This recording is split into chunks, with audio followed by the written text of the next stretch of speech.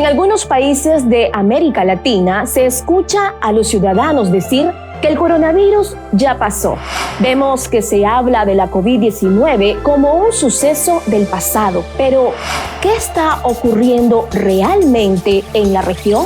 Latinoamérica ha enfrentado la pandemia de la COVID-19 entre escándalos: el desastre sanitario de Brasil, el disimulo frente a la pandemia en Colombia, la guerra en redes sociales en El Salvador y el Wuhan de la región en Ecuador. A 10 meses de la llegada de la COVID-19 al planeta, repasamos el estado actual de la pandemia en algunos países de Latinoamérica. Brasil. Muchos ven al presidente Jair Bolsonaro como el Donald Trump de Latinoamérica, un mandatario polémico que ha sido calificado como el peor líder político frente a la COVID-19. E ele acabou de dar positivo. Deu positivo, então... Deu positivo. Faça. Pra vocês verem minha cara aqui, tá certo? Aqui. Vocês verem minha cara, eu tô bem, tranquilo, graças a Deus. Brasil está por alcanzar los 5 millones de contagios y más de 140.000 muertes, siendo el más afectado de Latinoamérica. Uma gripezinha ou resfriadinho. Enfrentamientos entre alcaldes y gobernadores con el presidente Bolsonaro pusieron en situaciones confusas a los ciudadanos. La renuncia y destituciones de ministros de salud y minimizar el virus ubicó a Brasil como el más afectado de Latinoamérica. Colombia. Del presidente Iván Duque y de sus medidas ante la pandemia se dijo mucho, pero no fue el único problema que enfrentó su gobierno en estos meses.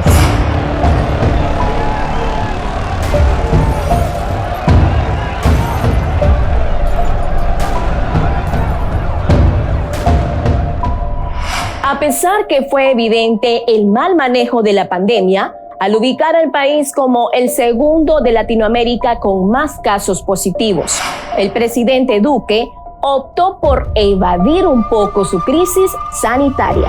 El régimen dictatorial de Maduro, que Nicolás Maduro en Venezuela, recuperación económica de Venezuela. Colombia ha levantado su cuarentena, pasando a un aislamiento selectivo. Los vuelos retomaron operaciones y el gobierno sigue con su agenda sobre Venezuela como prioridad, a pesar que actualmente los colombianos demandan el cese de las masacres y la violencia policial. El Salvador.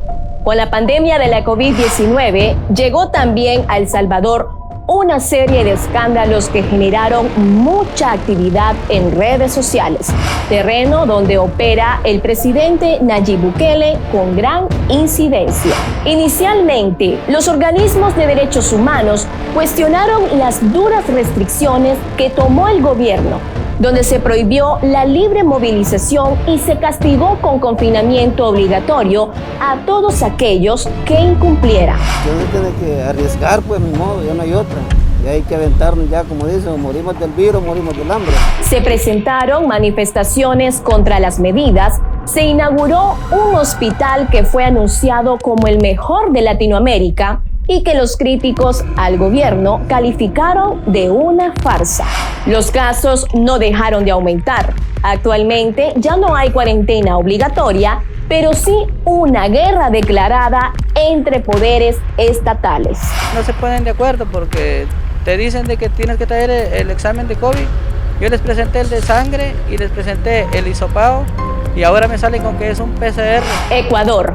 El presidente Lenín Moreno de Ecuador, desde que llegó al gobierno, optó por privatizar los sistemas de salud.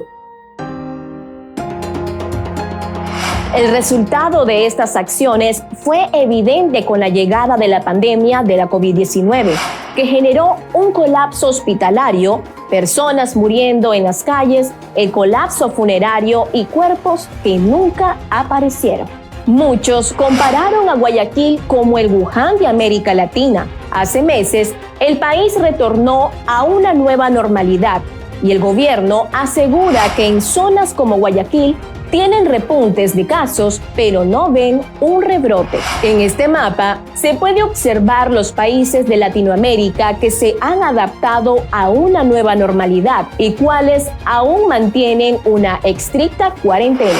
Latinoamérica ha enfrentado esta pandemia con un panorama más claro de la efectividad de los modelos de salud, además de los resultados de las medidas adoptadas que van desde los toques de queda y confinamientos obligatorios hasta los que sin imponer duras restricciones han logrado controlar la propagación del coronavirus.